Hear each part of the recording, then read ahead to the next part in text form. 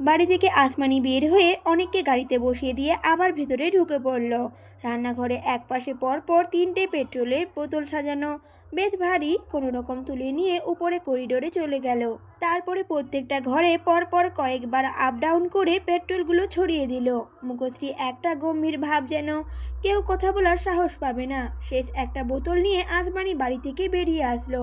বৃদ্ধ একই ভঙ্গিমায় দাঁড়িয়ে আছে, কোনো দিক না তাকিয়ে পুরো বাড়ির বাগানে চারপাশে ঘিরে পেট্রোল ছড়িয়ে দিয়ে হাঁপ ছেড়ে বাঁচলো আসমানি। এগুলো সে নিজের সেফটি এবং শত্রুকে ইউনিক উপায়ে মাত দেওয়ার জন্য রেখেছিল। আজ সুযোগ হয়েছে, কোনো ছাড় নেই। লাইটার হাতে এগিয়ে এসে বৃদ্ধের দিকে বাড়িয়ে দিয়ে বলল। আসমানি বলল, শেষ নিঃশ্বাস কবে ফেলবো ঠিক নেই। মাহমুদের পতন না হয় এই বাড়িটা বিসর্জন দিয়েই হোক। যদিও প্রাণ নেই এই বাড়ির, তবুও আপনার ইচ্ছেটা আপনার হাতেই হোক। তাড়াতাড়ি করুন, ভোর হতে চলল। কথাটা শেষ করেই আসমানি গম্ভীর মুখে বাড়িটার দিকে তাকিয়ে রইল। বৃদ্ধের চোখে মুখে তখন তীব্র প্রতিশোধ। চোখ বুজে জোরে শ্বাস নিয়ে লাইটার অন করে দরজা দিয়ে ফিকে মারতেই আগুনটা তরতর করে বেড়ে গেল। আসমানি বৃদ্ধের হাত ধরে কিছুটা দৌড়ালো। তারপর গাড়িতে উঠতেই ড্রাইভার সময় নষ্ট করলো না, গেট পেরিয়ে বেশ খানিকটা দূরে দাঁড়ালো। তখনই শব্দ হলো ব্লাস্টের। রান্নাঘর যে খুব তাড়াতাড়ি এই আগুন ছড়িয়ে দেবে আসমানি জানতো। দূর থেকে বৃদ্ধ চোখ বড় বড় করে দেখে নিল। শীতল স্রোত বয়ে গেল যেন ভিতরে। পায়ের তলা কেমন শিরশির করে উঠল। অগ্নিশিখাগুলো যেন ক্রমশ বাড়ছে। কিছুক্ষণের মধ্যে হয়তো সবগুলো অ্যালার্ট অ্যালার্ম বেজে উঠবে। আশেপাশের মানুষও টের পেয়ে যাবে। আসমানি গাড়ি স্টার্ট করার পারমিশন দিল। সাথে সাথে ভু ভু শব্দ করে গাড়ি চলতে শুরু করলো। পেছন দিকে দুজনে তাকিয়ে রইল। যত দূর দেখা যায় চোখের তৃষ্ণা মেটালো দুজনে। এভাবেই মাহমুদের পরাজয় নিশ্চিত। মাঝারি সাইজের এক তক্তপোষের বাবু হয়ে বসে আছে আদিল। মেহগনি গাছের পাতায় ফাঁক ফোকর দিয়ে এক ছিলতে রোদ ফর্সা শরীরটাই পড়ছে। ঘামে ভেজা মুখটা রোদের আলোয় খানিক চিকচিকি করছে। এলোমেলো উস্কো খুস্কো চুল, রক্তিম চোখ, গম্ভীর মুখশ্রী। ছেলেটাকে সবার থেকে আলাদা লাগছে। কিছুটা নয়, একদমই আলাদা। হাতে রয়েছে সিগারেট, যা কিছুক্ষণ পর পর সিগারেটটা ফুঁকছে। হাতের নিচে একটি লাল লাল মাটির উপর 9টা সিগারেটে পোড়া অংশ পড়ে আছে। এতগুলো সিগারেট খেয়েও কোনো রকম না কেটে ধোঁয়াগুলো উড়িয়ে যাচ্ছে প্রতিনিয়ত। ভোর 6টা নাগাদ সে বসেছে। একবার মনে হয় বসার ভঙ্গিমা পরিবর্তন করেছিল। এখন 7টা বেজে 10 মিনিট। চলে আসার কথা এখন, তবে আসছে না। এদিকে যে আদিল মাহমুদের নির্দয় হৃদয়টা ক্রমশ ছটফট করে উঠছে। সেই কথা যদি কেউ মহারানীকে বোঝাতো, বুঝিয়ে কোনো লাভ নেই। মহারানী তো তাকে ভুল বুঝতেই সবসময় ওস্তাদ। আদিল লোহার গেট পেরিয়ে কেউ আসছে দেখতে পায়। এক ছুটে চোখের দৃষ্টিটা সেদিকেই চলে যায়। একরাশ স্নিগ্ধতা এসে ভর করলো চোখে মুখে। কাঁধ পর্যন্ত চুলগুলো উড়িয়ে মাথায় ওড়নার সামান্য অংশ ফেলে মেয়েটা এগিয়ে আসছে তার দিকে। প্রশান্তির ঢেউ বয়ে গেল যেন। মেয়েটা এক পা ফেলে যত তার দিকে এগিয়ে আসছে, সে ততবার রোমাঞ্চিত হচ্ছে। হুট করে আদিলের খেয়াল হলো, চুলগুলো তো কালকে এমন ছিল না। পিঠে ঝোরানো চুলগুলো তার আরেকটা ভালোবাসা ছিল। আদিলের বুঝতে খুব বেশি সময় লাগলো না। শুধুমাত্র তার জন্যই, তাকে কষ্ট দেবে বলেই মেয়েটা এত শখের চুল কেটে ফেলেছে। আদিলের এতক্ষণে স্নিগ্ধতা এক নিমেষে গায়েব হয়ে গেল। মুঠো ভর্তি রাগ এসে হানা দিল শরীরে। সিগারেটের পুরো অংশটা মাটিতে ছুঁড়ে ফেলে আরেকটা সিগারেট ধরালো। ততক্ষণে মীরা আপরা তার সামনে এসে দাঁড়িয়েছে। কিছুক্ষণ তীক্ষ্ণ চোখে মীরার দিকে তাকিয়ে রইল আদিল। তাকে থেকে হাত দিয়ে ইশারা করলো। সাথে সাথে দুটো লোক মাথা ঝুঁকে চলে গেল নিজ কাজে। বেশ কিছুক্ষণ দাঁড়িয়ে বিরক্ত হলো মীরা। অনেকটা পথ হেঁটে এসেছে, বাটা ব্যথায় টনটন করছে। আপরা নিশ্চুপ নজর ঘুরিয়ে বাড়িটা দেখছে। আরও কিছুটা সময় অতিবাহিত হওয়ার পর মীরা না পেরে আদিলের থেকে দূরত্ব বজায় রেখে তক্তপোষের উপর বসে পড়ল। মুচকি হাসলো আদিল, যেন এই ক্ষণেরই অপেক্ষা করছিল সে। তবে দূরত্বটুকু সহ্য হচ্ছে না। মীরাকে না ছুঁয়েই দূরত্বটা ঘুচিয়ে দিল আদিল।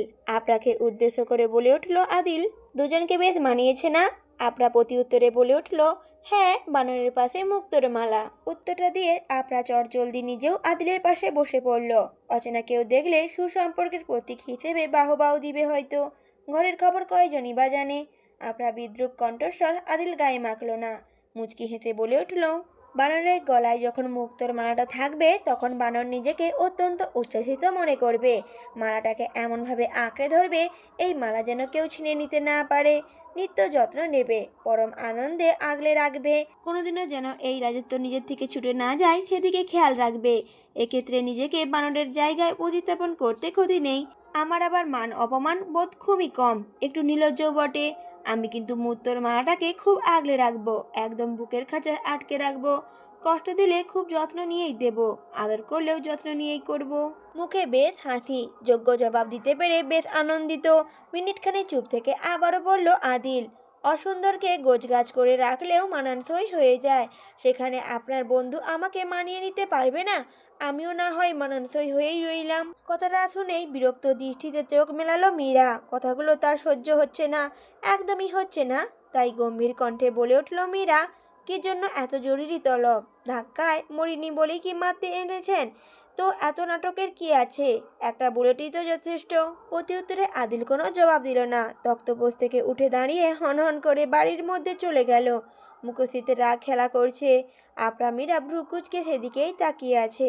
আদিল বের হলো ডান হাতে চকচকে কিছু নিয়ে। দাঁড়িয়ে পড়ল আপরা, হাত আপনা আপনি কোমরে চলে গেল। প্রস্তুতি আজ সে নিয়েই এসেছে। আদিল হাতে করে চকচকের রিভলভার নিয়ে আসলেও এর ব্যবহারের কোনো রকম আজ মাহমুদের মাঝে নেই। আদিল দিব্যি তক্তপোষের ওপর বসে মীরাকে দেখছে। আপরা মন চাচ্ছে ছেলেটার গাল বরাবর কয়েকটা চড় ছুঁড়ে মারতে পারলে খুব ভালো লাগতো।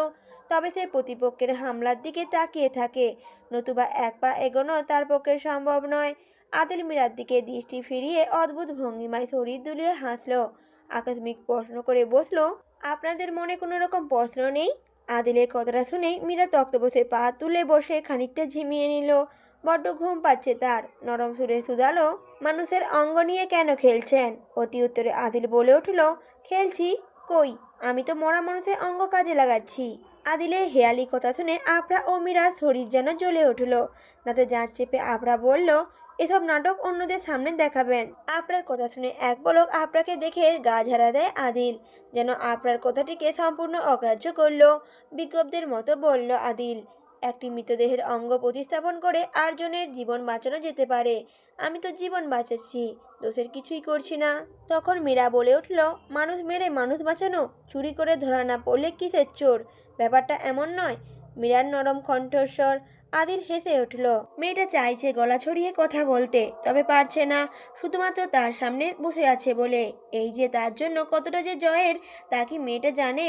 ভাবাবেশ কণ্ঠে বলে উঠল আদিল, মৃতদেহের ফুসফুস, হৃৎপিণ্ড, যকৃৎ, মূত্রগ্রন্থি, অগ্নাশয় ও খাদ্যনালীর নিম্নাংশ প্রতিস্থাপন করা সম্ভব। সচেতনতার অভাব এবং মানুষের অনাগ্রহের কারণে বাংলাদেশে এখনও অঙ্গ প্রতিস্থাপনের প্রক্রিয়াটি ফলপ্রসূ হয়ে ওঠেনি, এখনও তেমন কার্যকর নয়। এই দেশ সব কিছুর জন্যই অন্য দেশের উপর নির্ভরশীল। এক্ষেত্রে আমি মরা মানুষের অঙ্গগুলো বাইরে চালান করে তাদের বাঁচাতে সাহায্য করছি, অন্যদিকে বৈদেশিক মুদ্রা অর্জন করে দেশের কাজে লাগাচ্ছি। সরকার হয়তো সরাসরি পায় না, তবে হসপিটাল 3টা চললে কম টাকা তো লাগে না। গরিব মানুষ অনল মাহমুদের প্রশংসা এমনি এমনি করে না। বিনা টাকায় অপদার্থদের বাঁচাচ্ছি। অর্থ কি তারা দেয়, নাকি ডক্টর যিনি তিনি দেয়? চোরাচালানি দেখলেন, অথচ এর পেছনে আমাদের ত্যাগ দেখলেন না। আফসোস। কথাগুলো হতাশ কণ্ঠে বলে শেষ করলো আদিল, যেন দুটো মেয়েকে বুঝাতে না পেরে উদাস হয়ে পড়েছে সে। ফুস করে নিঃশ্বাস ফেলে আকাশের দিকে তাকিয়ে রইল। দুটো মেয়ে তার দিকে অগ্নিদৃষ্টিতে নিক্ষেপ করে আছে, সেদিকে কোনো খেয়ালই নেই। আপনার দাঁতে দাঁত চেপে বলে উঠল আদিলকে, গরিব মানুষের অঙ্গগুলো থেকেই তো এত এত কালো টাকা আয় করছেন, রেড করলে সামলাতে পারবেন? মানুষের ছটপটানি আপনাদের গায়ে লাগে না? আদিলের কাছে মনে হচ্ছে আপরা অবুঝের মতো তাকে প্রশ্ন করছে। সেই জন্য হো হো করে হেসে ফেলল আদিল। হাসি থামিয়ে বেশ কসরত করতে হলো। শরীর দুলিয়ে বলল আদিল, মজলুম উদ্দিনের দেহটাও কাউকে বাঁচিয়ে দেবে, এরপরও বলবেন আদিল মাহমুদ দোষী? This is not fair. ঘৃণায় রিরি করে উঠল মীরার শরীর। ফট করে উঠে দাঁড়ালো সে। আদিল নিজেও দাঁড়িয়ে পড়ল। হুট করে মীরার হাতটা আঁকড়ে ধরে আশপাশ তাকালো, কিছু খুঁজে চলছে। ফুলগুলোর দিকে এক পলক তাকিয়ে অসহায় দৃষ্টি ফেলল আদিল। হাত ছেড়ে দিলেই মেয়েটি চলে যাবে। আকস্মিক কোমরে গুজে রাখা রিভলভারটা হাতে তুলে নিয়ে হাঁটু ভেঙে বসে পড়ল মীরার সামনে। চমকে উঠল মীরা। এতক্ষণে ঘেরাটা শক্ত রূপ নিতে পারল না। আদিল কয়েক মুহূর্ত স্নিগ্ধ দৃষ্টিতে তাকিয়ে মীরাকে বলে উঠল, আমাদের তেষ্টা লাগে কেন জানেন? আমাদের দেহের মোট ওজনের মাত্র 1% সমপরিমাণ পানির ঘাটতি হলেই আমাদের তেষ্টা পায়। মোট ওজনের 5% সমপরিমাণ পানির ঘাটতি হলে আমরা অজ্ঞান হয়ে যাব, আর 10% সমান পানি ঘাটতি হলে আমরা পানি শূন্যতায় মারা যাব। আমার তো পানির ঘাটতি নেই, তাহলে এত তেষ্টা পাই কেন? কেন মনে হয় তৃষ্ণার্ত কাকের মতো ছটপট রোগ আমাকে ঘিরে ধরে? কেন মনে হয় তৃষ্ণায় বুক আমার ক্রমশ ধরপড় করে হুট করেই থেমে যাবে, আর আমি তৃষ্ণার্ত হয়েই শেষ নিঃশ্বাস ত্যাগ করব? এর কেন উত্তর আছে আপনার কাছে? নেই না?